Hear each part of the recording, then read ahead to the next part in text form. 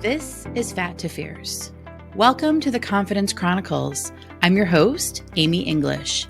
Join me on this empowering adventure towards a healthier relationship with food, body, and self, one delicious bite at a time.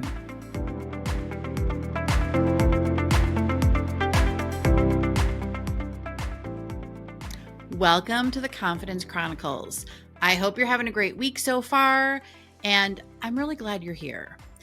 Today, this week, in this episode, I would like to explore a take on confidence that might surprise you because it's a little bit different than what we typically think of when we think about confidence. I'd like to focus on redefining confidence in this episode today. So moving away from what we think of confidence, right? That polished, performative version that we're taught we need, that we're taught to chase, right? Because it's going to, unlock all the things that we want in life. And instead, stepping into a quieter, deeper self-trust that is rooted in your inner knowing, okay? So it's kind of just a different spin on confidence, a different version of confidence, one that's focusing on the inside versus the outside. And keeping the theme of Fat to Fierce in mind, because hello, it is Fat to Fierce, the Confidence Chronicles, I'd like to pose this question and invite you to just sit with it and think about it and see what comes up for you when you ask yourself this question. What if confidence has nothing to do with your reflection? Okay, so like what you see in the mirror. What if instead it has everything to do with what you know deep in your bones? So your inner knowing. Just notice what comes up for you when you think about that question and any answers that arise, okay? Because the kind of confidence that we're going to talk about today doesn't come from a makeover or a number on the scale, okay? It comes from learning to hear yourself again, your inner voice, your inner ally. You may have heard me talk about your inner ally before, right? Like we all know we have an inner critic. We also have an inner ally, your inner supporter, your inner support person, right? In the Fat to Fierce self-study program, I refer to this as like your inner critic is like your inner asshole and your inner ally is the one, like it's your asshole versus your ally, right? So it's your inner ally, that kind of like BFF, right? We all have one, just like we have an inner critic, right?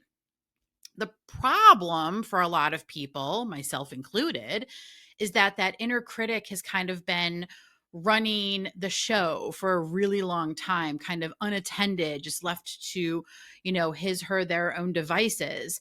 And what we want to do is kind of rein in that critic a little bit because the inner critic's never going to go away. All right. It's important to know that inner critic does serve a purpose. They're never going to go away completely, but they don't have to be center stage. They don't have to be the one in the spotlight running the show with the damn bullhorn, okay? Instead, what we want to do is we want to strengthen that inner ally. And I refer to it like, so when it comes to learning to hear yourself again, sometimes that can sound like a whisper, right? I know my inner ally is very quiet and calm and just kind of like grounded and steady. And the voice is more like a whisper versus my inner critic who just sounds like a maniac. That's me personally. And everybody's is different, right? I've had clients where it was kind of opposite, where once they started listening to their inner ally was like really loud and the critic started to quiet. Mine is still kind of the same, where my critic is like super loud and obnoxious, but my inner ally is just like calm, certain, steady, a little bit quieter, but I've just gotten really good at balancing the two, right? And not always listening to my critic. Do I have times when my critic starts to take over and I start listening?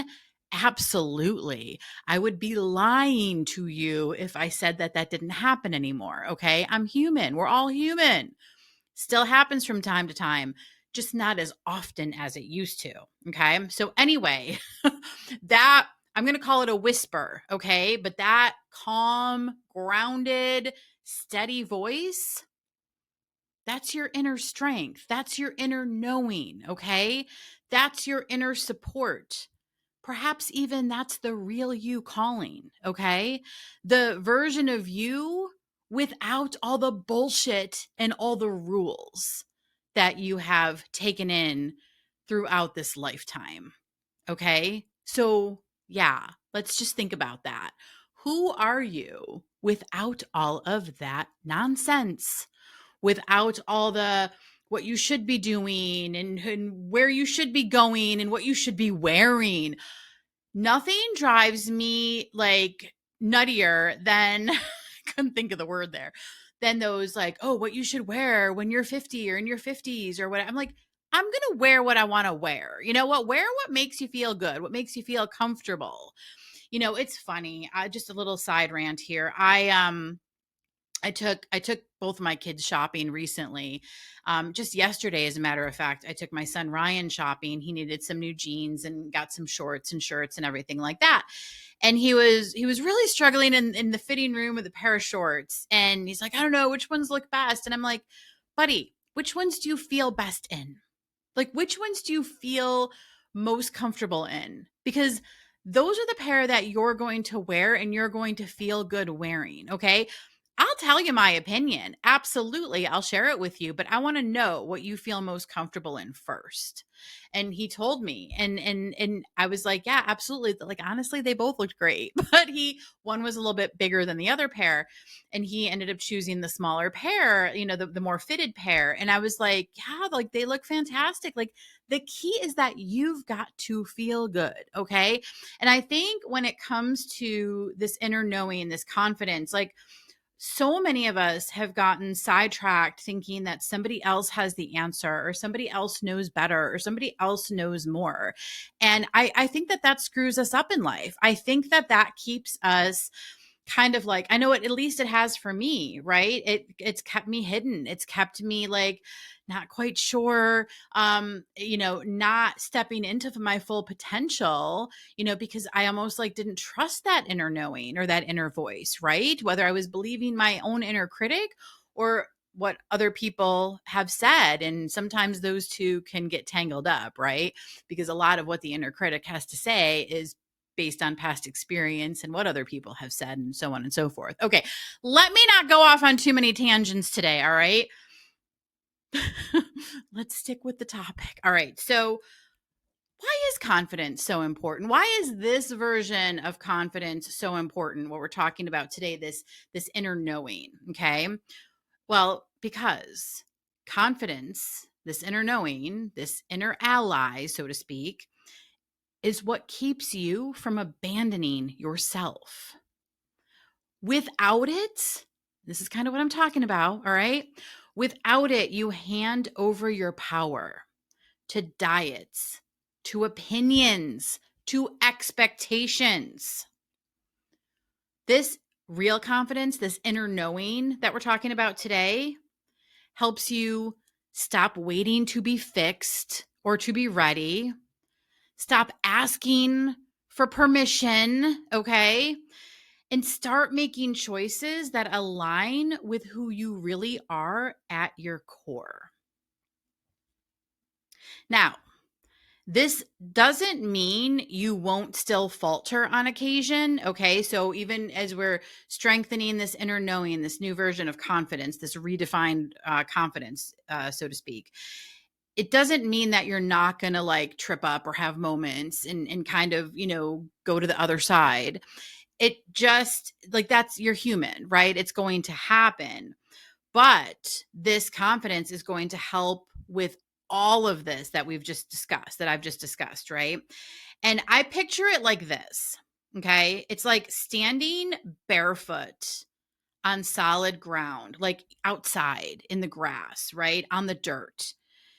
You may still wobble, but you're rooted. Okay. And that's the difference. It's being rooted. Doesn't mean you're not going to sway. Okay. Doesn't mean you're not going to tip over sometimes, but you're still rooted. You're not going to abandon yourself. And that's how I think of this.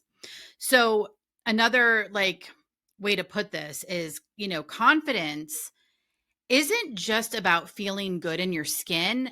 And that's important. I mean, that's a huge piece of Fat to Fierce, is about learning to feel comfortable in your skin a lot of times for the first time ever. Okay. Goodness. I know for me, a lot of my clients, it was the first time we ever felt comfortable in our skin, like truly comfortable in our skin. So that's very important. But in addition, it's about trusting yourself enough to live in it fully, fiercely, unapologetically. Okay. That's important. All right. Let me continue on without getting into too many tangents today. Although y'all know how I get. And we're at coffee. Anyway. All right. So I kind of look at it like two kinds of confidences. As I've talked about, I'm just going to get into this a little bit more. So there's like the surface level confidence, which is, your image, right? Where, what you're seeing in the mirror, your reflection. It's getting the validation from, a lot of times external. It's kind of needing something to happen to feel good, whether it's a compliment, or, you lost the 10 pounds, or you fit into the new size of jeans, right? It's like that external validation that leads you to feel good. Okay. And we're not saying we need to abandon this type of confidence. Okay. It's important. Absolutely. What we want to do is look at this deeper confidence. So there's the surface level confidence and the deeper confidence. And that's the presence, like being present. It's the truth, right? It's that grounded self-trust. It's like the inner confidence. This is the inside to out versus the outside to in. Okay. And here's another question for you. Have you ever felt that quiet knowing, that inner knowing, right? Even when things feel really messy on the outside. So like things could be upside down, but there's something deep inside. There's like this inner kind of like awareness that you have. Have you ever felt that? Have you ever noticed that?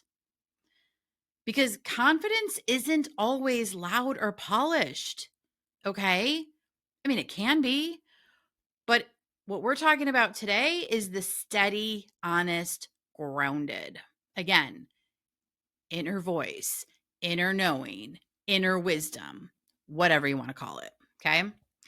And one thing that I do want to talk about real quickly, because this does come up in coaching with my private clients quite often, actually, is the difference between confidence and arrogance. Okay. Because sometimes these two can get tangled up. And a lot of times, I've had people say, oh, I can't, being confident is not good, that because they're thinking arrogance, right? These two are very different. I think of arrogance, first of all, like think about arrogance. I guarantee you might have someone pop into your mind. Okay. I have several someones that pop into my mind when I think of arrogance, right? Like we all know those people. They're the performative ones. They're like loud, maybe even obnoxious, right? They kind of have to like toot their own horns and make sure everybody sees and everybody knows, right?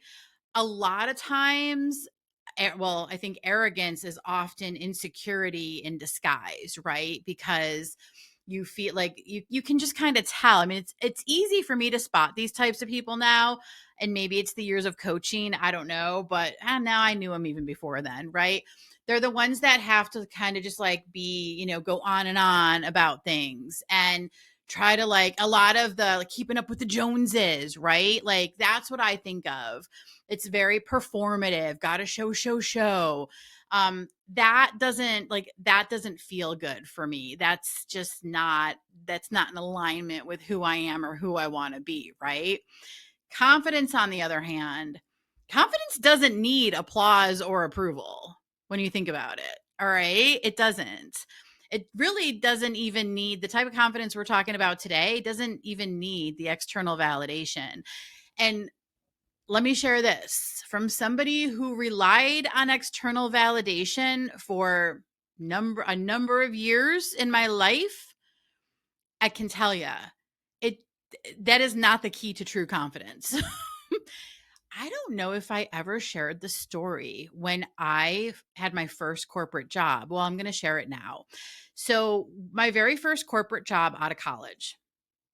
This is actually funny. I worked at a company, a very large company, and I mean, I was just super insecure. I mean, I was, early 20s, kind of figuring out life, not sure what I was doing, where I was going, all that kind of stuff. And I had this job, and I was always worried that I wasn't doing a good job. Like there was little to no self-trust at this point, okay? And I had a boss. She was lovely. She was really amazing. And it got to the point cuz she was always trying to reassure me. She's like, "Amy, you're doing a great job. You're doing great. You're really doing great. Like try not to worry so much." Cuz I was like constantly freaking out that I wasn't doing a good job, right? And it got to the point where every day when she came in, she would walk past my desk, my little cubicle, and she would say, "Hi, Amy. Good morning. You are doing a great job and you look great today." And it kind of became a funny theme, like a funny story in our little section that we worked because, all my coworkers, everyone kind of knew it. And it was adorable, and she was just a really sweet manager. And I can see her face right now actually as I'm sharing the story. And yeah, so but here's the thing, even though she would do that every morning is to kind of give me that little boost, and it was super cute. Do you think it changed? Do you think it changed the way I felt inside? No, because external validation is not going to completely change around what's going on the inside. And this is why this deeper inner knowing, like inner wisdom, is just so critical. Okay, back to the topic at hand. I mean, this is all the topic. You know what I mean? All right. So back to like the difference between confidence and arrogance. And I think this kind of sums it up beautifully. Arrogance says, I have to be right, or I have to be this way. Where confidence says, I trust myself even when I'm still figuring it out. That's the difference between arrogance and confidence. And I think it is so important. Okay, I wanted to give a few examples of deep confidence at work. Okay, so this idea of like trusting yourself even when things go awry or things get messy or things don't go as planned. So I have two little examples from this week actually that I'm going to share with you, and it does involve comments on social media. All right, because that's a big one. Okay, so I have a YouTube channel. If you're not there, I would totally appreciate the follow. I don't have a lot of subscribers there, but I'm working on building it. And somebody left a really negative comment on one of my videos. Like it was rude. It was really rude. I don't even remember exactly what it was because I certainly did delete it. Bless and block, my friends. Okay. This is how we handled like truly negative comments. And it was something around like, I'm so sick of these amateur YouTubers. Like it was just like a really nasty comment. And my first thought when I saw this, I mean, first my stomach kind of flipped, right? Because listen, like nobody likes to read something like that, that someone, a nasty comment. So my tummy flipped. And then I thought to myself, oof, how miserable do you have to be to leave that kind of a comment on somebody's something that somebody created? Like if you don't like it, just keep scrolling. Like it really it tells a lot about the individual when they leave like a shitty comment like that, right? um but then here's the twist in this. What did that prompt me to do? didn't prompt me to close down my YouTube channel or shut things down or walk away with my tail between my legs. No, what it did is prompted me to post another video. I literally deleted the comment, blessed the person, because I really do hope that they have, a change of heart in their lives. And I posted another video because I was like, screw it. People need this. That's the difference. Okay. And then yesterday, as a matter of fact, I received a different comment on one of my recent TikToks. And this person was just asking me to clarify my take on stress eating being a habit. Like, she wasn't understanding what I meant by that. And I did. I clarified it, and she continued to disagree with me, which was fine. It wasn't for her. Okay. And this is something that they really drill into you when you're going through coach training. At least they did for me in the program that I was in, is that you're not going to be for everybody. Okay. What I do is not going to be for everyone. And that's just really important to know. And she was not rude at all. In fact, her initial comment started out with no disrespect, but, and so we kind of had a little bit of an exchange there. And at the end, we wished each other a good day and carried on. I didn't delete it because it's just there like that. It wasn't rude. It wasn't nasty. It still stung for a moment, because don't we all want to be understood? Don't we all want to be liked? We all want everybody to like us? And I think this is why it was so important in coach training for them to remind us continuously that we're not going to be for everybody, because we do want to be for everybody, right? Like, kind of like that's what we want. And the reality is we're not going to be, and we still have to be here for ourselves. Okay. This is the piece of not abandoning yourself. Okay. That's why this deeper inner knowing, inner confidence is so critically important.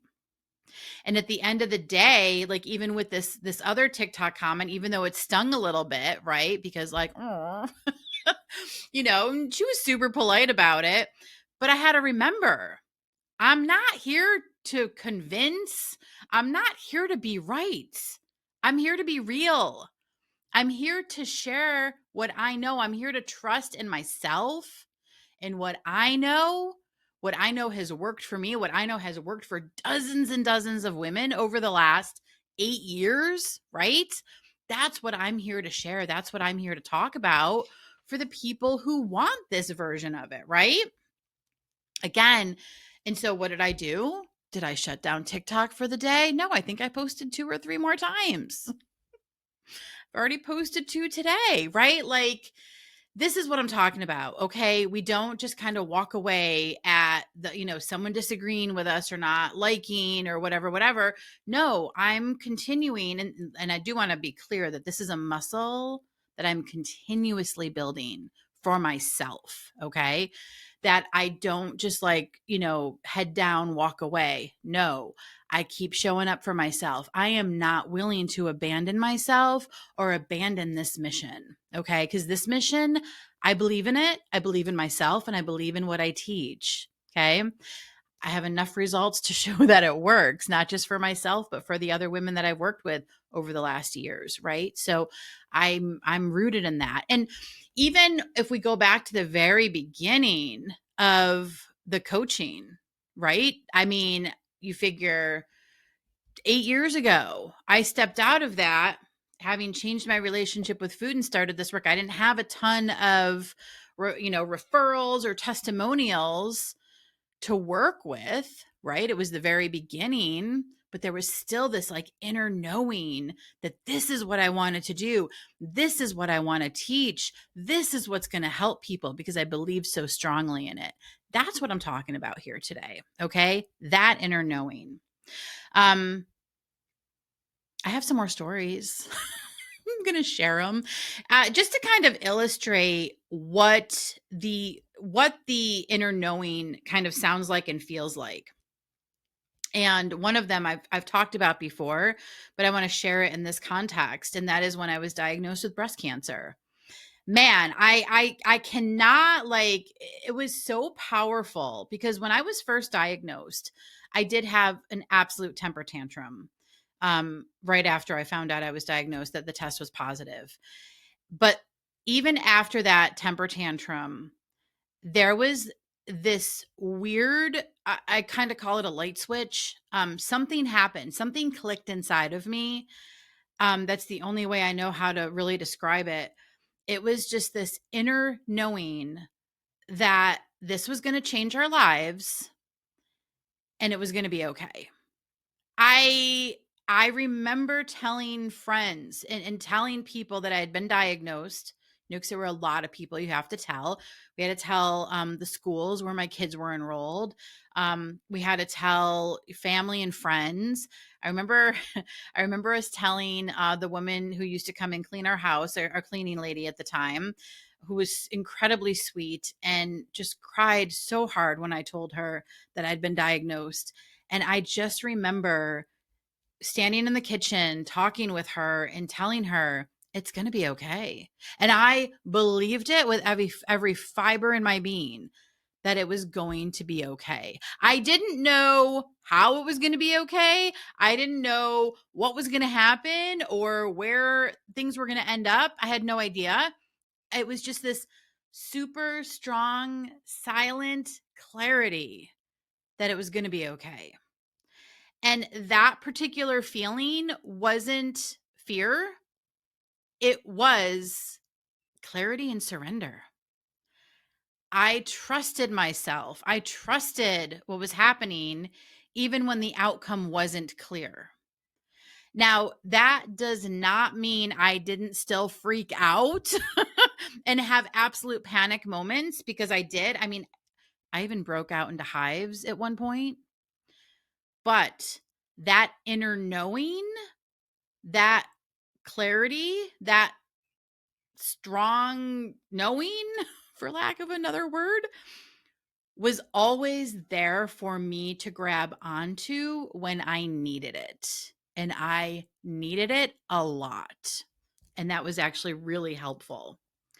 And then the other time, just getting back into the stress eating story, I, again, around this time, diagnosed with breast cancer, gained 30 pounds in the first month of my diagnosis because I was in an eating frenzy, right? Because again, I was having these moments. And I just remember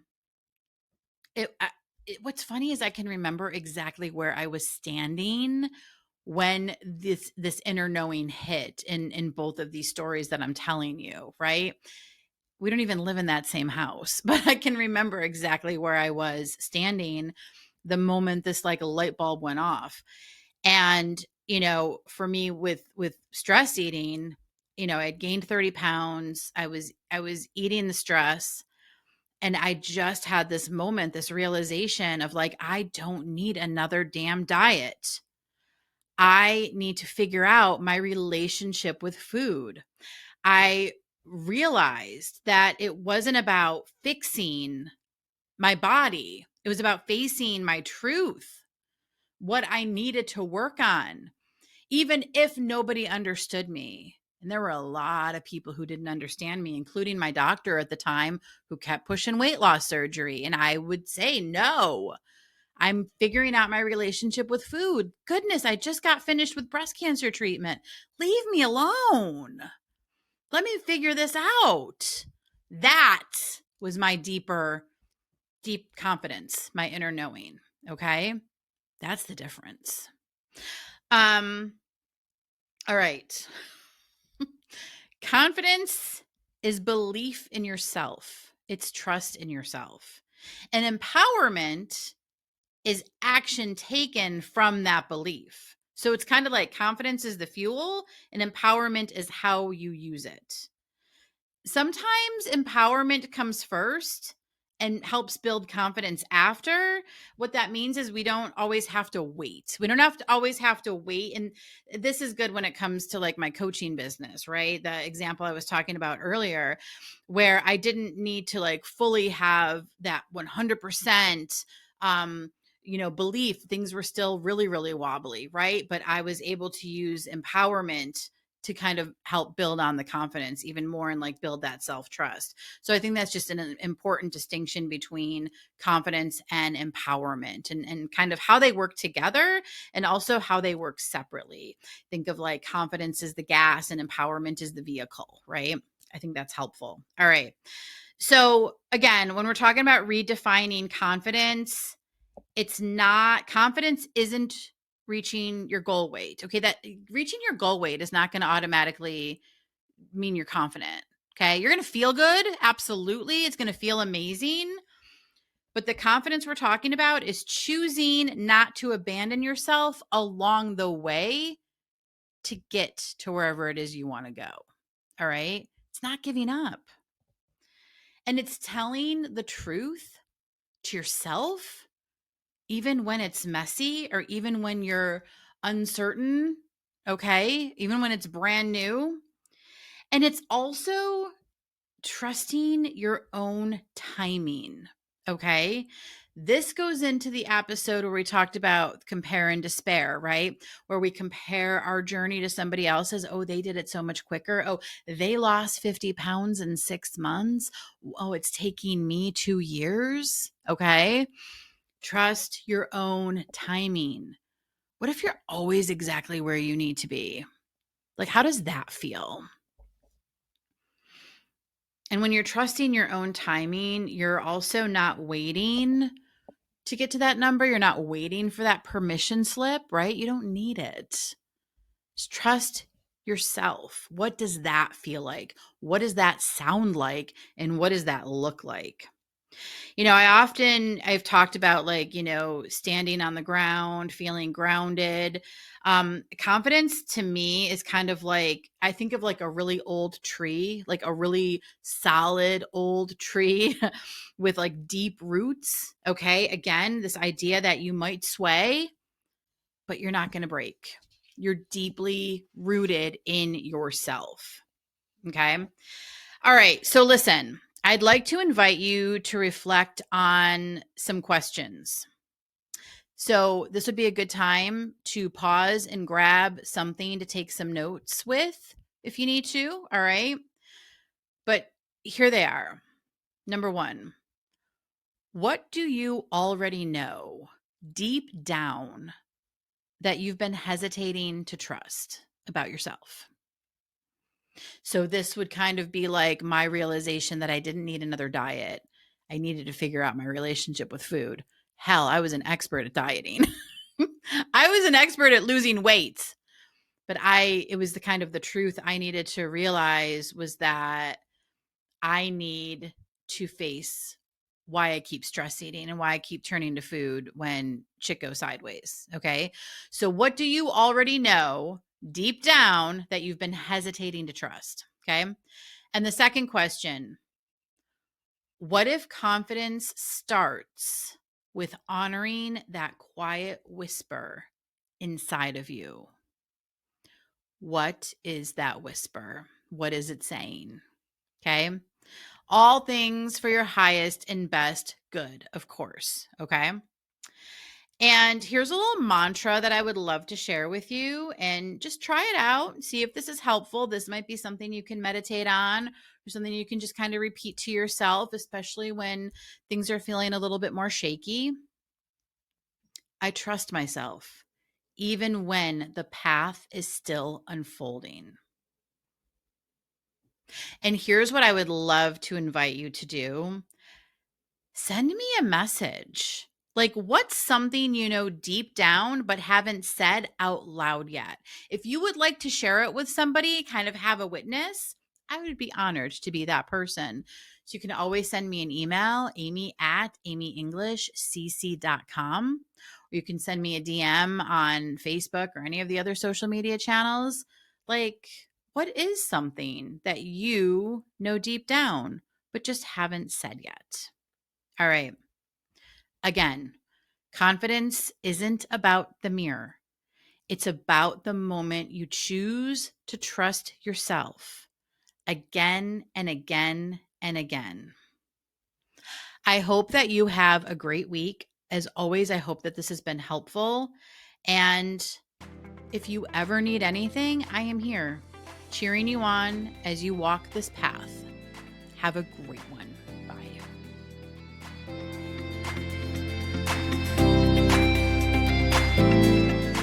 Are you ready to break free from stress eating and body shaming? It's time to get fierce. Fat to Fierce is a self-paced program that helps you build a new foundation of strength and balance without the toxic dieting mindset. This non-diet approach focuses on mindful eating, body acceptance, and lasting transformation. It's time to reclaim your power and find peace with food, your body, and yourself. Visit amyenglishcc.com to get started today.